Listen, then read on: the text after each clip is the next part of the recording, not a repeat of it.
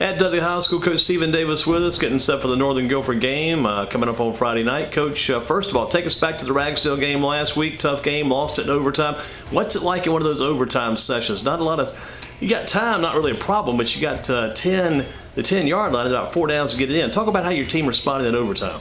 Well, we didn't respond like we wanted to. You know, that penalty right there when they doing the extra point hurt us a little bit.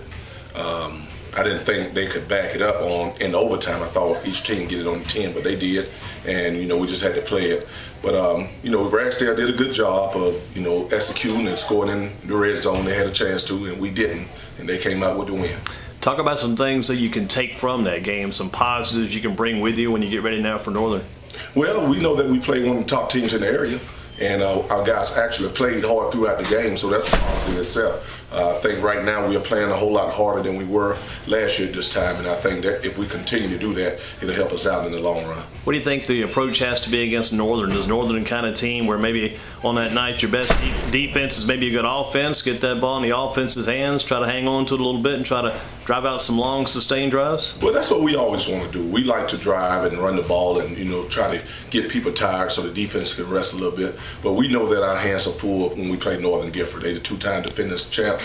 Coach Roscoe is doing a great job with that group over there. And we just got to come out and execute to the best of our ability. And you guys have had some good games in the past couple of years. Remember a game over there a couple of years back, you were down 14-0 at halftime, came out in the second half, and pretty much did what you just said. You took over and controlled the ball, controlled it the second half, beat them, I think, 15-14 that night. Yeah, we did. And that's the type of effort we're going to need tomorrow night if we're going to win the game.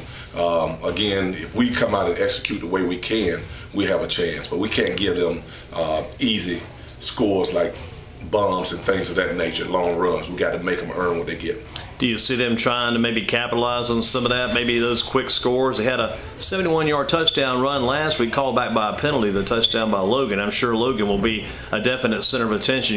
Your kids are probably seeing that number 8 in their sleep, probably daydreaming about him in class this week, that number 8.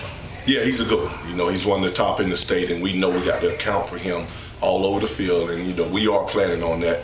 And again, I know they will try to throw it up to him, but those are the type of cheap touchdowns we can't give up. If they're going to score, we got to make them earn it. They did some things last week, too, for a portion of the game with him, where they put him at the Wildcat spot as quarterback. I guess one of those serious areas, got to get the ball in our playmakers' hands as quick as we can. No quicker way than have the ball snap back to him and let him go from there. Yeah, and we saw that on film, and, we got to be ready for that when they come out and try to make them pay for it. We know that TJ is a great player, and, we got some good guys on our team as well. So we just got to match them, pound for pound, speed for speed, things of that nature. Do you expect to see probably the number 11 at quarterback, the kid who finished up the game? Looked like he came on in the second half and did a very good job for them after taking over for the Northern starter last Friday. Yeah, we do. We saw 3 people at quarterback. We saw TJ, we saw number 15 and number 11.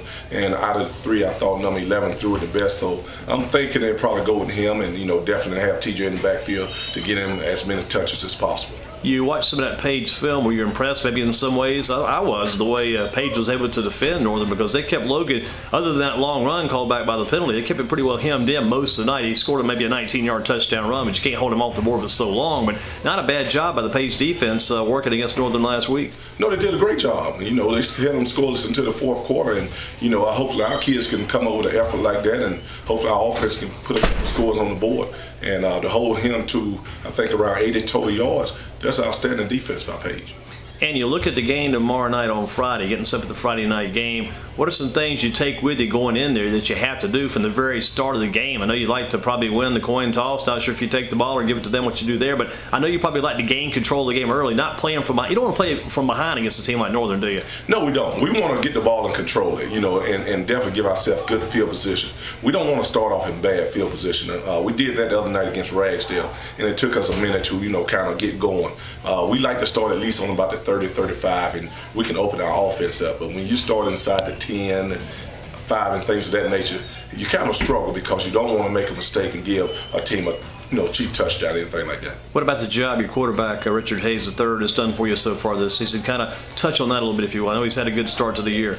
Yes, he has, and he's the type playmaker we expected this year coming into the senior year, and he's producing right now. But in order for us to be successful, he's going to have to continue to do what he's doing, but we also need some help from some other guys to help us out help him out to be more successful. Who do you look to? Who are those other guys you might want to name? Well, Emmanuel Mosley is one. Edward Mosley is one.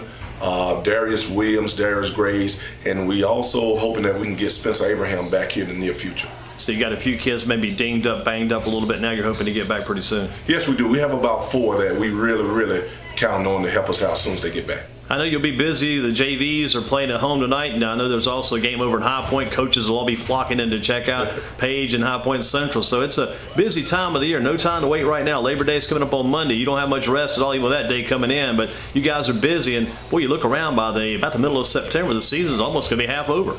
Yeah, once football starts, it flies by. Whether you believe it or not, it flies by. Again, we go into our 3rd game, and we only been at school this week. So time is flying, but it is a busy time of the year. We got a JV game tonight, so we'll let the JV guys, coaches handle the JV game tonight, and me and some of the varsity coaches will go ahead and put eyes on our Page. And finally, as we close out, you throw it up against the wall, let it stick. What's that key word you throw up against the wall going into the Northern game? It has to happen. 100%. 100%. Coach, good luck to you. Thanks for talking to us again. Thank you.